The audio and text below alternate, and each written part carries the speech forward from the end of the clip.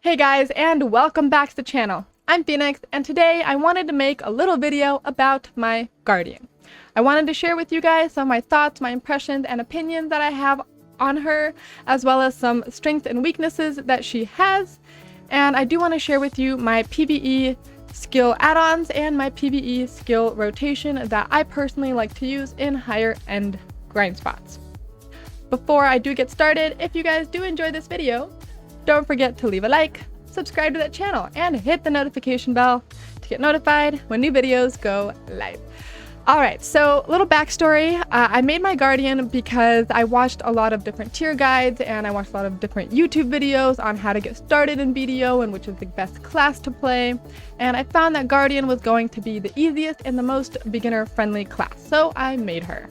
However, shortly after, the Nova season came out and I played Nova for my season character. My fingers really hurt and I was just not very satisfied with the way the class was.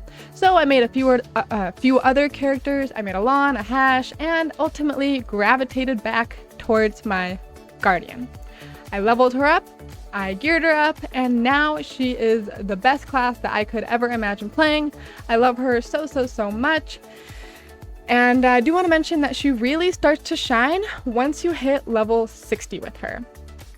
But now for the strengths and the weaknesses, she's really strong in PvE grinding. And I will go over why in just a few minutes, but she does have a lot of self-sustain, she does have a lot of damage, a lot of AoE, and just all in all, amazing for PvE. She's not the fastest, but she's up there, and she does really well. Shreds the mobs like crazy. But when it comes to like 1v1 PvP aspect of the game, she is not the best. She doesn't have the movement required. She does have a lot of damage, so if she catches you, you're pretty much as good as dead. But overall, she does not shine in 1v1, but she really shines in Node War, Siege War, large-scale PvP areas where I personally feel most of the game's PvP is at. 1v1 doesn't happen as often as you might think. You can go to Battle Arena, you can go to RBF, but even that is group-based, and also duels. Duel for spot is the only reason you would really need to have that 1v1 experience. But Node Wars, Guardian kills. So now that we've gone over the strengths and the weaknesses, I want to give you my opinion, my why for playing her, and I personally feel like she is very easy on the mind, she is easy on the fingers, the hands, and like I said, she has a lot of self-sustain. So let's get into the skill add-ons. So here we are. Okay, so here we are at the skill instructor, and let's go over to our skill add-ons. And the first thing, well, actually, before I do that, the first thing I want to mention is that if you go to your main skills over here, you'll see that you have Bone Freezing. And Bone Freezing with the Guardian is great. It gives you all this extra crit damage. So if I open this up, go to Bone Freezing, you can see over here all of that extra crit damage that you get. You get a lot of crit just from Bone Freezing, and then at level 63, you get 1.5% crit damage. It's insane. But the reason that we really want to pay attention to this is because you go to this Dragon's Calling over here, and with this Dragon's Calling, I can't show you, but if you look right over there, it says Flame of the Calling effects, and then it goes upon landing a two-handed skill. Awakened Guardian will recover 200 HP per skill. Some skills, such as your Glorious Advance, which has 3 hits, she will recover 200 HP per hit. Same thing for Searing Fang, that has, I'll show you right here, goes boom and boom. Each of those hits also recovers 200 HP. But the craziest thing is that at maximum of 10 stacks, she has a static 50% crit chance. It is huge, and it adds a lot, especially to the skills that don't have any crit chance. So if we go over to our skill add-ons right over here, the first thing I want to talk about is our Fireborn Rupture. This is going to be give me a second skill we start with. I'll go over that in just a second. But the Fireborn Rupture it already gives us 20 AP for 10 seconds, which is why we want to start with this skill. In addition, we'll get an extra damage to monsters for 20 seconds, and we'll add that crit rate of 20% for 7 seconds. So now we have a static 70% crit rate from that, that passive that we have, that stack that we build. So after Fireborn Rupture, we're going to go into God Incinerator. We pretty much buff ourselves up to the max because God Incinerator does a lot of damage. And God Incinerator also heals you for 30 per hit, so that's another sustain that she has. But the reason we like this all DP minus 15 for 10 seconds is because it stacks with the DP minus 10 for 10 seconds that God Incinerator already comes with. So we end up having a total of a negative 25 DP to the target. In addition, we have an extra 40 AP to the target. We also stack ourselves attack and casting speed, which will stack with our initial skill of Glorious Advance that I will go over in just a second. So after God Incinerator, we want to go into Searing Fang. When you look at Searing Fang, it recovers 15 WP, which is great, but it also has a crit rate of 50%. So now with that crit rate of 50% and this crit rate of 20 and our bonus passive crit rate of 50%, we are critting on this skill as well.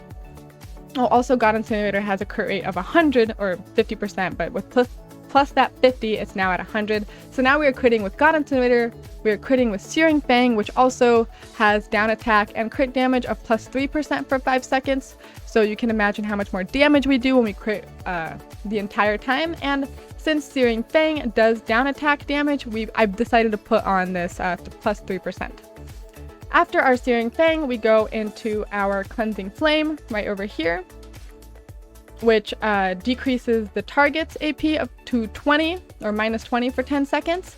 But I put on Accuracy plus 4% and Evasion minus 4% for 10 seconds for the rest of the combo, as this combo that I will show you can be flown infinitely. You can just kind of keep doing it without needing to dash, but dashing obviously helps. So after the Cleansing Flame, we get the Accuracy and Evasion. We go into our Flow to Ashes, which is optional since it is unprotected. I choose to use it if I feel like I am sort of in a good position, or if the monsters are knocked down or stunned or whatever it is. If they're knocked down, I choose to use it, and if I feel safe enough. But this one will give me attack and casting speed of minus 7%, and it will also inflict 100 bleeding damage per 3 seconds for 15 seconds, so that will be an extra 500 bleeding damage per enemy it hits, which I just kind of put that on there because I wanted it. But everything else should make sense to you with the way that each skill flows. So I wanted to show you my PvE combo, so I'll head into Battle Arena right over here. We'll just hop into BA5 and just kind of go over step by step on how to do the combo. Okay, so here we are in BA, and before I get started with the combo, I do want to mention about the core skills. And I've chosen core Glorious Advance to have forward guard, and this is because when I will start my combo with the Glorious Advance, and I want to be able to be around mobs while doing it. If you are worried about PvP or any duel for spots, your best option might be to take Cleansing Flame so that you have that float on it, and you'll be a little bit more protected that way. But with this combo that I use, I like that extra protection and that lack or the decrease in gaps of my skills. The only gaps you will have in this combo are that second hit right there. That one is unprotected and there's nothing I can do about it. But if you don't want to use that second hit, then you can just use the first hit of Searing Fang, and you will also have Flow to Ashes is unprotected. You will have a little gap there. So like I said earlier, you can choose when you want to use it. So the combo, let me show you the combo. The first thing you start off with is the Glorious Advance, which is your down LMB. After that, you'll do your Fireborn Rupture, which I use off my hotbar. From there, you go into God Incinerator, your Shift Q, and then you'll go into your Shift RMB to Shift F, and then you'll flow after that. I didn't flow. All right, Shift F into a flow, and then from there, back into that down LMB. When you flow it all together, it actually looks much cleaner, so let me show you that. So you start off with boom, boom, boom, Searing Fang, Shift F, and then flow to ashes. And that is what I like to use. Now, let's see how it loops infinitely, and my favorite part, the flow to ashes to the glorious advance cancel. So we'll start with, let me try that again. Alright. Boom, into Searing Thing, into Shift F, and back into that. Did you see that? It canceled and only used the second hit of the glorious advance, and the reason that is because after she does her flow of ashes, she just picks it up and stabs it immediately without having to wait for that animation to finish, which is really, really cool and really great. So let's see how long we can infinitely loop this for.